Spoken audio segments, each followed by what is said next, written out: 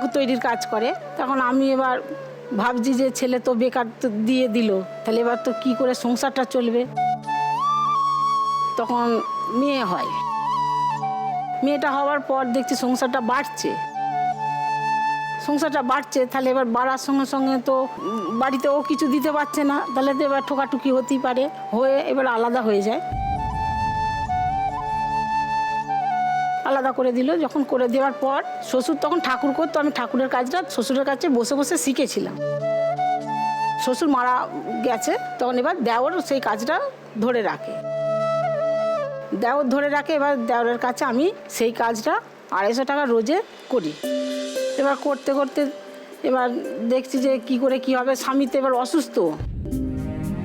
তো উনি কিছুই করলেন না বরাবরই? না, করছিল, তারপরে কাজ একটা মিলেতেই কাজে গিয়েছিল, সেখান থেকে বসিয়ে দেয়। এবার নার্ভের সুগার, কানের এক সাইডটা লেফট সাইডটা মানে খুব কষ্ট হয়, অপারেশন করার জন্য বলেছিল, করতে পারি না।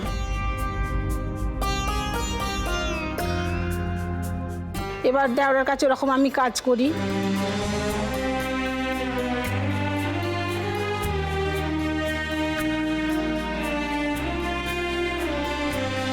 সেই টাকাতে হচ্ছিল না বলে এই লাখ টাকার লক্ষ্মী লাভ দেখে আমি একটা দোকান, শ্বশুরের জায়গাতেই একটা দোকান করেছি, করে সেইটা এখন মানে এই বৃষ্টি পড়ছে, সেই তেলের কড়াতে জল পড়ে যায়। কিসের দোকান? চপের দোকান।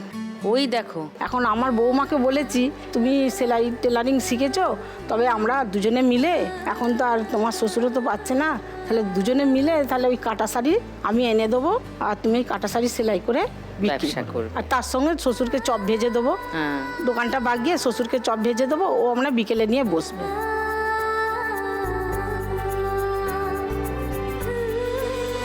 তো আজকে 1 লাখ টাকা পেলে কি করবে?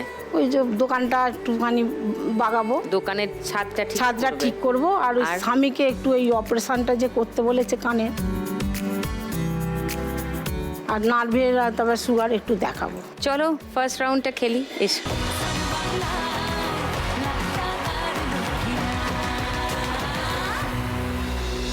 তোমার 1 মিনিট সময় শুরু এখন। এক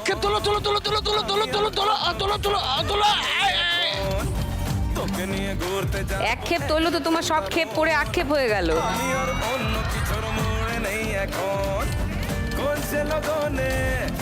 ঝটকা মেরে তোলো, অত আস্তে তুললে পড়ে যাবে। এক ঝটকা মারো, ওই দেখো সব পড়ে যাচ্ছে।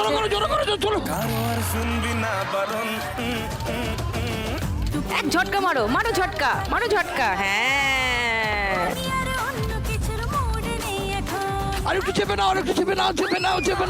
এবার মারো ঝটকা, এক ঝটকা মারবে, মারো ঝটকা। না, ওঠেনি।